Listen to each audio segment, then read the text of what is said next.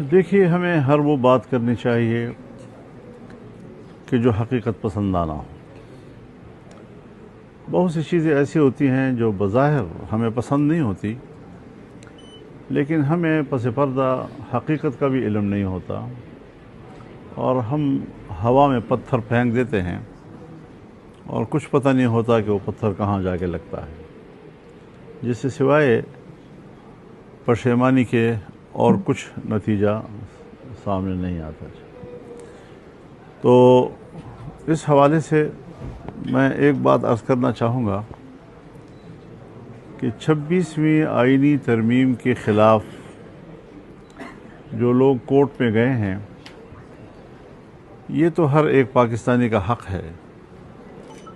کہ اگر اس کو کسی مسئلے پر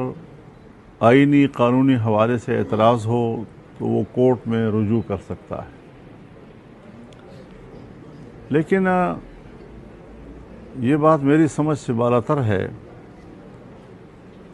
کہ ہمارے پی ٹی آئی کے دوست وہ کس طرح فریق بن گئے اور کس طرح وہاں پر یہ کہہ کر کہ ہم تو ججوں کے ساتھ اظہار یکجہتی کے لیے آئے ہیں۔ تو یہاں دو باتیں ہیں۔ پہلی بات تو یہ ہے کہ 26ویں آئینی ترمیم میں جو بھی ہماری گفتگو حکومت کے ساتھ چلتی رہی، اور ہم نے جس طرح ان کو 34 یا 35 شقوں سے دستبردار کیا،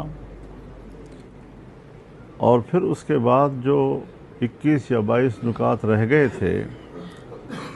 اس میں ہم نے شامل کرایا کہ سود کا خاتمہ،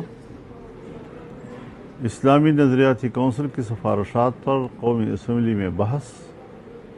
اور قانون سازی کی منزل تک ان کو پہنچانا،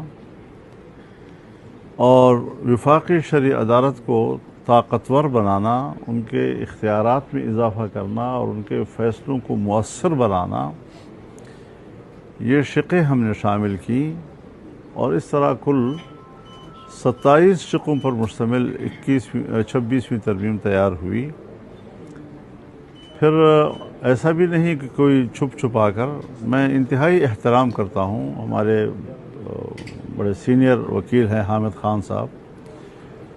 اور علی ظفر صاحب، کہ وہ ہمارے ساتھ آخری نشست پہ موجود رہے، اور ان کی تائید حاصل کرنے کے بعد ہم نے پریس کانفرنس کی۔ وہ پریس کانفرنس بھی مشترکہ تھی۔ پھر سینٹ کے اجلاس میں اور قومی اسمبلی کے اجلاس میں انہوں نے ہماری تعریف کی، اور حکومت نے بھی ہماری تعریف کی۔ انہوں نے 35 نکات سے دستبردار ہونے کا کوئی شکوہ نہیں کیا، اور یہاں سے 35 نکات سے دستبرداری پر ہماری تائید کی گئی۔ اتنا کچھ ہونے کے بعد آج کیا ہو گیا ہے؟ پھر یہ بات کہنا کہ ہم ججوں کے ساتھ یکجہتی کے لیے آئے ہیں، جیسے اسد قیصر صاحب نے آج بیان دیا ہے، یعنی کیا اس کیس کے اندر واقعی ججوں کا کوئی مفاد وابستہ ہے؟ اور جس معاملے میں کسی جج کا مفاد وابستہ ہو جائے، کیا جج پھر اس کیس کو سن سکتا ہے؟ تو اس طریقے سے صورتحال کو مشکوک بنایا جا رہا ہے، جیسے کہ نہ کوئی سیاسی تجربہ ہے، نہ قانونی آئینی حوالے سے کوئی تجربہ ہے، اور ہم صرف سیاست، جیسے ہم کہتے ہیں سیاست ہو رہی ہے۔ تو جو چیزیں طے شدہ ہوتی ہیں، میں تو سمجھتا ہوں کہ اس پر ہم آپس میں ڈیبیٹ کریں۔ پی ٹی آئی ہمیں دعوت دے، ہم ان کے ساتھ بیٹھنے کے لیے تیار ہیں، تاکہ ہم اس بات کو جانچیں کہ اس وقت جب کوئی اعتراض باقی نہیں رہا تھا، اس کے بعد کون سے اعتراضات سامنے آئے ہیں کہ جس کے اوپر عدالت کی طرف رجوع کرنے کی ضرورت پڑ گئی ہے۔ تو ان چیزوں کو بھی ہمیں بڑی سنجیدگی کے ساتھ، متانت کے ساتھ سوچنا چاہیے، اور نئے کٹے ہمیں نہیں کھولنے چاہیے۔ اگر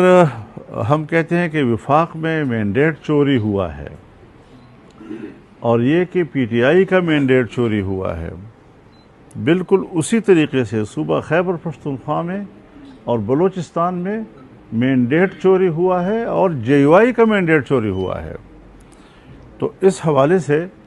جو 1.5 سال گزر گیا ہے اور ہم ان کی خدمت میں درخواست کر رہے ہیں کہ باقاعدہ کسی اتحاد کی طرف جانے سے پہلے جمعیت علماء اسلام کی تحفظات کو دور کیا جائے۔ وہ نظریاتی ہیں، کوئی وقتی نہیں ہے کہ آج کسی ایک خاص مسئلے کے لیے ہم اٹھ کھڑے ہوں